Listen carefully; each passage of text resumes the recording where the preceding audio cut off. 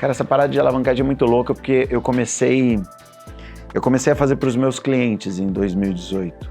Quando eu comecei a pegar clientes de fato importantes, clientes que tinham um dinheiro muito alto, e eu comecei a ver eles comprando coisas deles mesmos. E eu não entendia o porquê. Mas mesmo eu sabendo, vamos dizer, sobre a ferramenta, eu não sabia o porquê eles faziam o uso desse dinheiro. Era muito simples, eles pegavam dinheiro a menor que a inflação, menor que 6, e usava a favor da inflação. Então é como se ele pegasse a 6 e vendesse a 14. Então eles estavam ganhando um dinheiro, ganhando 8%, entende? Começou essa história de alavancagem em 2021, acho, eu estava na Disney, eu falei, já sei, vou bolar um curso, tipo um treinamento de pessoas comprar consórcio, mas o seu próprio imóvel, alavancando o seu próprio imóvel. E aí eu comecei a fazer isso, só que na época, tipo, por você não ter tecnologia, vergonha de câmera e coisa e tal, aí eu assisti o primeiro que eu gravei e falei, ficou uma bosta. E pior que eu acho que eu tenho isso, cara, gravado. Você pira? Então começou por causa disso. Em 2023, por causa do modo caverna, resolvi tirar isso do buraco e falei, é isso que eu tenho que atacar. Porque se eu falar de consórcio, as pessoas vão falar que eu sou picareta. Se eu falar de alavancagem, ninguém fala. Então eu peguei um negócio que ninguém fala e usei pra mim. Cara, a diferença principal de você investir em imóvel e em investimentos tradicionais é que, assim, o imóvel, ele culturalmente, as pessoas vão precisar morar. Os investimentos tradicionais, por exemplo, Netflix, uma ação da Netflix, ela aumenta conforme os assinantes assinam mais, conforme gera uma certa escassez, eles aumentam o preço e fazem a distribuição de lucros. Só que o preço daquela empresa é dado a alguém pagar, sim ou não? É igual o imóvel. Só que o imóvel todo mundo vai morar. Agora, pode ser que um dia você acorde e você não precise mais de uma Blockbuster. Pode ser que você acorde e você não precise mais do imã na geladeira para pedir uma pizza. Entende? Então, você investir em investimentos tradicionais, você está à mercê da tendência do mercado. Investir em imóvel, todo mundo precisa da terra. Você vai abrir um negócio, você precisa da terra. Você vai abrir um shopping, precisa da terra. Você vai abrir um apartamento, vários prédios, a terra. Sempre você precisa do insumo chamado espaço-terra. Ó, aqui tá crescendo muito, né? Isso aqui era barro antes, tá? Isso aqui, barro, mas barro mesmo de você não andar com o carro, tá? Buraqueiro e coisa e tal. Eles melhoraram aqui, construíram vários prédios. Inclusive, a gente vai passar agora na frente de um apartamento que é a primeira vez que eu vou ver ele pessoalmente. Que eu lembro que foi amatado antes de a gente sair de viagem. A gente pagou na viagem enquanto a gente estava pagamos o boleto, acho que no dia 25/12, se eu não me engano. E é a primeira vez que eu vou ver ele agora de frente, assim. Eu sabia onde era porque o Edwards falou, né? Na minha cidade, meio que eu conheço todos os lugares. Quando é fora daqui, aí eu já não sei mais endereço. A gente tem muito na cidade vizinha também. Mas em Jacareí é onde tudo começou, então é onde mais sei aonde tem os imóveis, aonde são os endereços. Então, quando a pessoa fala para mim um bairro, eu já conheço, né? E é tranquilo comprar um apartamento sem o IV? Cara, é só documento, né, apartamento. Essa é a vantagem. Não tem mais do que você vê. Quando você entra para dentro, você coloca um piso, você pode colocar uma pintura. Não tem muito mais o que fazer. Não tem, eu vou ver. Não, cara, é um condomínio. O condomínio está sendo cuidado. Isso que é legal, sempre comprar imóveis com associação. Porque a associação sempre está cuidando do imóvel por fora. É o que me importa. Por dentro, cuido eu. Entendeu? Comprei, porque tudo que eu tenho que fazer é tirar a pessoa, colocar outra pessoa. Aqui, ó. Exato é esse aqui, ó. Olha lá. Ele é um pouquinho menor, mas bem bonitinho, ó. Olha lá. Olha lá, bem bonitinho, ó.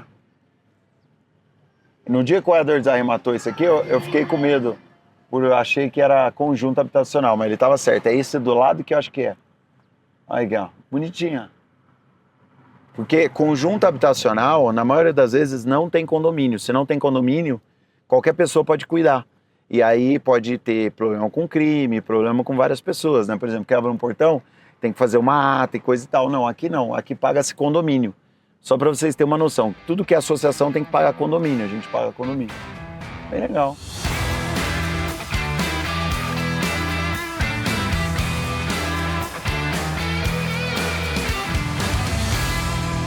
Agora a gente vai falar de reforma. É um caso atípico que você precisa ter uma reforma. Normalmente, você não precisa fazer nenhum tipo de reforma, no máximo, uma pintura. Então, esse apartamento, normalmente você pensa que você vai arrematar um imóvel vai vir destruído, né? Se liga nesse apartamento. Acho que tá bem novo para uma arrematação. Normalmente os apartamentos estão assim, porque as áreas comuns são cuidadas pelo condomínio. Agora, por parte de dentro, você precisa colocar um piso, talvez você precisa colocar uma pintura. Às vezes, a gente pode até colocar um box.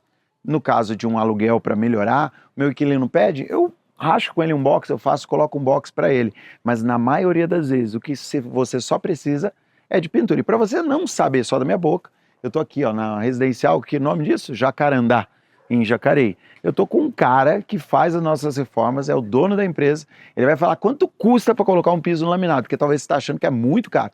Fala aí, Denis, me conta, velho, qual que é o preço para colocar um laminado? Hoje o pessoal custa em média aí um investimento no 28 metros, que é a base desses apartamentos, de R$ 3.500, nessa faixa vai colocar isso.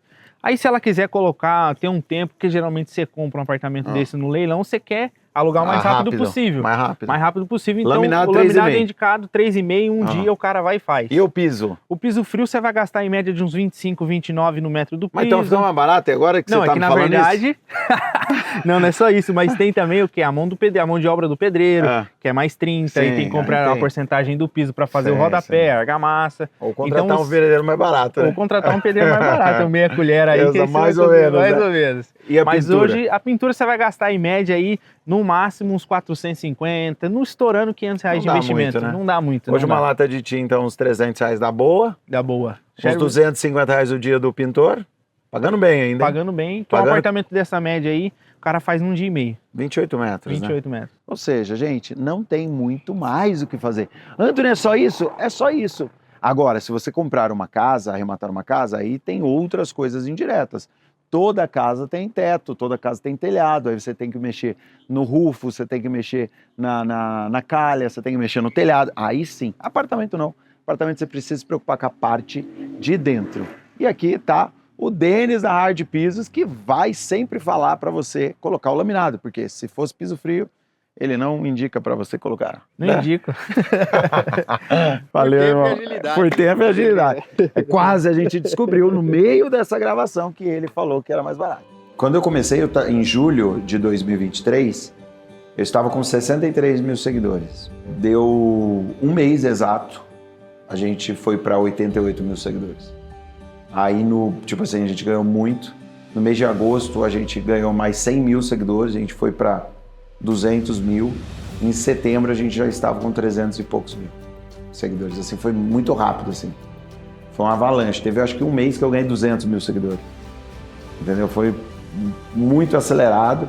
Os vídeos, eu acho que era a resposta do que as pessoas queriam, né? Elas estavam precisando dessas respostas, elas não tinham. E era aquilo, eu tô dando conteúdo denso de graça.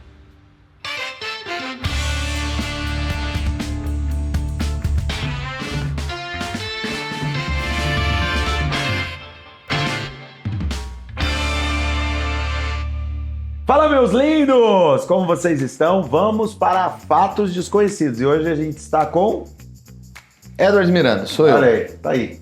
O próprio. A gente vai fazer uma brincadeira aqui, um bate-bola. Beleza? Que é o quê? Mito. Todo leilão tem os seus mitos, né?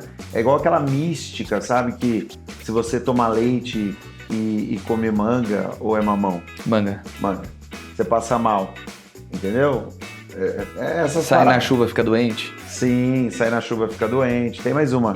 Andar descalço, fica doente. Andar descalço, fica doente. Tem uma que é boa, mas eu não lembro agora. Mas a gente marcou algumas de leilão. Você já deve ter ouvido, né, da grande lenda urbana de como é o leilão.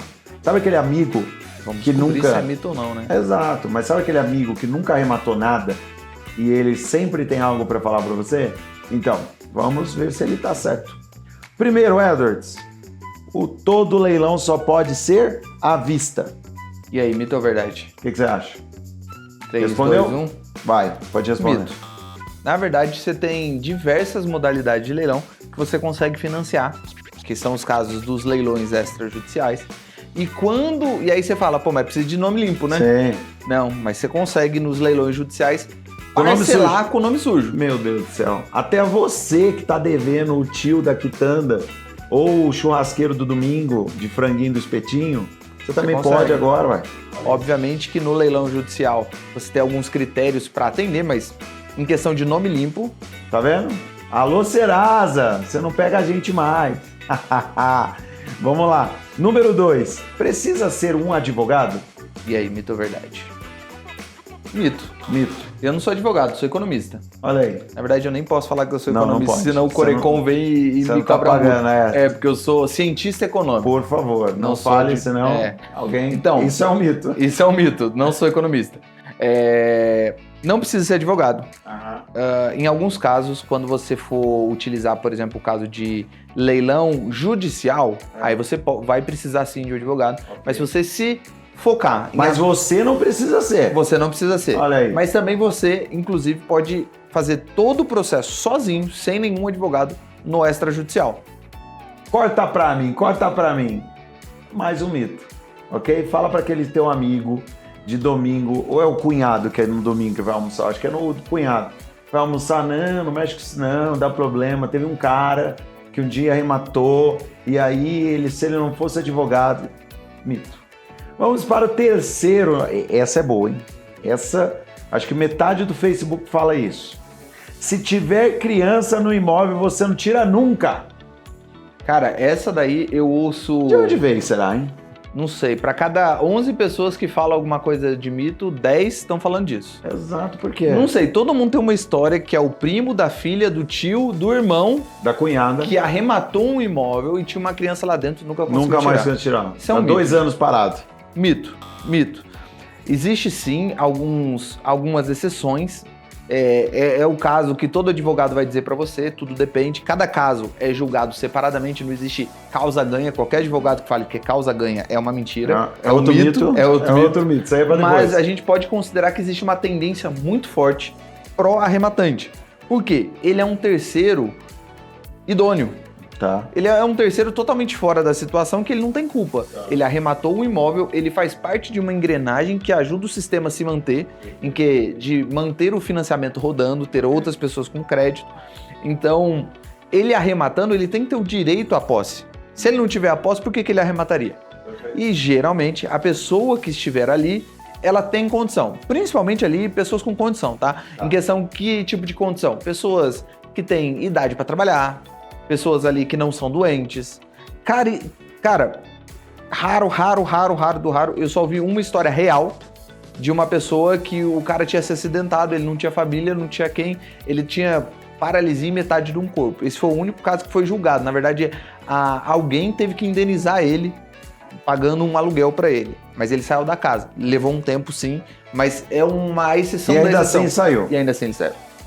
Lembrando que, né, quem perde causas ou processo não é o advogado, é você, né? Então, de verdade, o advogado nunca perdeu. Nunca perdeu uma causa. Nunca perdeu uma causa, quem perde sempre o cliente.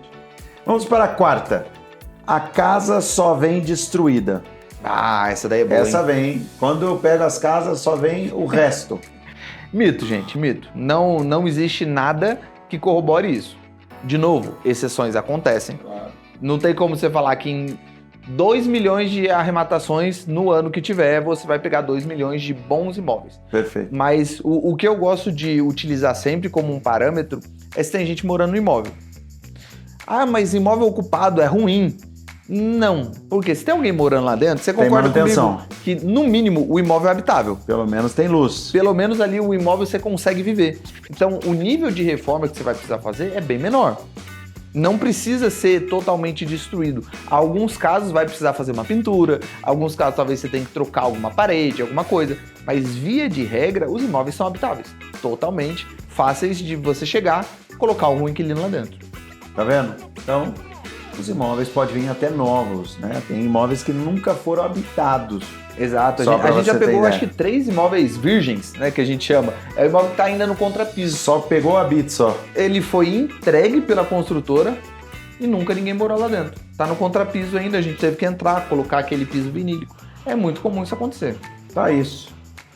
Quinto, o imóvel vale menos porque é de leilão. Por que isso? Eu acho que vocês estão pensando no carro, né? Sabe aquele Uno que você compra com escada, que você acha que ele vai andar mais? Ou aquele Ômega que você pega no leilão? Quem nunca comprou um Ômega no leilão? Eu nunca comprei um ômega no leilão. Desculpa. Paraty no leilão. Aquelas quadradas. Paraty tem que ser quadrada. Logos. Bomba pura. Logos. E por último, não pode faltar tipo pega fogo. Tipo. Cara, não vale nada. Tipo pega, mas sempre tem no leilão, pode reparar. Esses carros não faltam no leilão, parece que é item de série lá. Mas a pergunta é, o imóvel vale menos porque é de leilão? Não, isso é um mito também. E exatamente, vem dos carros, as pessoas, quer queira, quer não, sempre quando você ouve falar de leilões de imóveis, antes você já ouviu falar de leilão de carro. É o mais comum do brasileiro fazer. Primeiro porque é um bem de menor valor, é um bem que é relativamente mais fácil você ter conhecimento sobre mecânica de um carro do que a dinâmica de mercado de um imóvel. Então, meio que todo mundo já comprou algum carro de leilão. Então, as pessoas trazem aquele conhecimento e tentam encaixar dentro de leilão de imóvel. Bom, se carro vale menos, logo o imóvel vale menos também. Mas por que carro vale menos? Carro, ele usualmente vale menos porque ele é um bem mais de consumo do que um bem durável. Ou seja, se ele foi mal utilizado, que é o que geralmente acontece, carros de financeira, carros de roubo. Então, se ele for mal utilizado, existe uma certa tendência de você ter que fazer muita manutenção. Perfeito. No caso de imóvel, não acontece isso. Você não começa a desgastar o imóvel, marretar a parede porque você perdeu ele. Não é assim que acontece. E, usualmente, você vai ter na matrícula do imóvel que ele sim passou por um leilão, mas isso não faz a menor diferença. Óbvio que você pode se aproveitar disso para dar um desconto, já que você comprou com muito desconto, você vende com um desconto para vender mais rápido, mas não porque você precisa vender. Se você quiser vender. Se você quiser vender. Tem o mesmo valor, ou seja, tá tudo igual, né? Então, é que a gente tem essa ideia que é o do carro. Porque o mercado, na verdade, não é nem o carro vale menos, é o mercado que diz que o carro vale menos. Então, é o mercado que diz isso. O mercado diz a respeito do imóvel que imóvel vale. Não importa de onde venha. Inclusive, uso capião. Não deixa de ser um imóvel. Você pode fazer o uso capião e vender o imóvel. E vender o imóvel. Tem valor igual. Bom, esse é mais um mito e verdade. Se você quer participar, né, dos mitos e verdade, às 8 horas da noite, não perca nesse jornal que eu não sei o nome.